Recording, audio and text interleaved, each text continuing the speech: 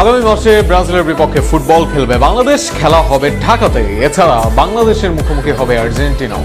আগামী 5 তারিখ প্রথমে ব্রাজিলের মুখোমুখি হবে বাংলাদেশ, এরপর 8 তারিখ আর্জেন্টিনা হবে প্রতিপক্ষ। শেষ ম্যাচে মুখোমুখি হবে আর্জেন্টিনা ও ব্রাজিল। রোমাঞ্চকর এই আয়োজন নিয়ে আরো বিস্তারিত থাকছে প্রতিবেদনে। ফুটবল প্রেমীদের জন্য দারুণ এক চমক অপেক্ষা করছে ডিসেম্বরে। লাতিন আমেরিকার দুই পরাশক্তি ব্রাজিল ও আর্জেন্টিনাকে নিয়ে ঢাকায় অনুষ্ঠিত হতে যাচ্ছে আন্তর্জাতিক মানের ফুটবল উৎসব।